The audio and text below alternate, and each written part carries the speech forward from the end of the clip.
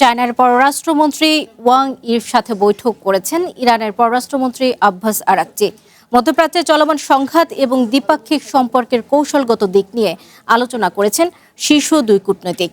ইরানে যুদ্ধ শুরু হওয়ার পর এটাই আরাকচির প্রথম চায়না সফর। আগামী সপ্তাহে ট্রাম্প শি জিনপিং এর বৈঠকের আগে আরাকচির এই সফর ঘিরে চলছে নানা সমীকরণ।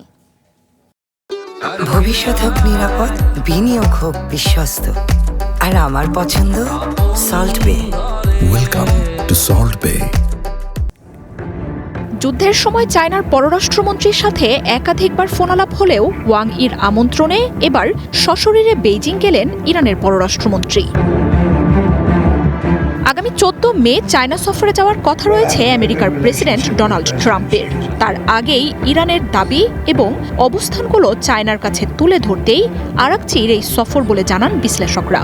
এছাড়াও ট্রাম্পের সাথে আলোচনার সময় বেইজিং যেন তেহরানের পক্ষ নেয়, সেটিও চায় ইরান।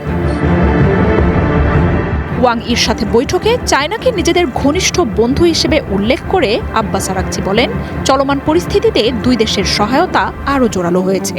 আমেরিকার সাথে সমঝোতায় নিজেদের স্বার্থ ও বৈধ অধিকার রক্ষায় সর্বোচ্চ প্রচেষ্টার কথাও জানান তিনি। বেইজিংয়ের পক্ষ থেকে স্থায়ী যুদ্ধবিরতি সহ মধ্যপ্রাচ্যে টেকসই শান্তি প্রতিষ্ঠায় জোর দেন চায়নার পররাষ্ট্রমন্ত্রী। এদিকে আরাকচির সফর ঘিরে বার্তা দিয়েছে ওয়াশিংটনও। ইরানের ওপর হরমুজ নিয়ে চাপ বাড়াতে বেইজিংকে আহ্বান জানিয়েছেন আমেরিকার পররাষ্ট্রমন্ত্রী মার্কো রুবিও। ইরানকে চাপে ফেলতে সম্প্রতি তেহরানের বাণিজ্য অংশীদার চায়নার ওপর বিধিনিষেধ বাড়িয়েছে ট্রাম্প প্রশাসন। বেইজিংয়ের তেল শোধনাগার, জ্বালানি প্রতিষ্ঠান ও নৌযানে এসেছে নিষেধাজ্ঞা। এসব ঘটনায় ট্রাম্প জিনপিং বৈঠক ঘিরেও বাড়ছে উত্তেজনা। হরমুজে অবরোধ চালিয়ে যেতে চায়নার সমর্থন প্রয়োজন তেহরানের।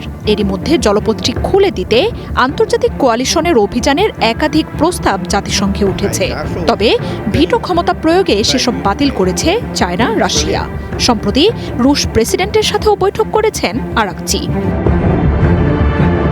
মার্জিয়া উপমা, ওয়ান ইন্টারন্যাশনাল ডেস্ক।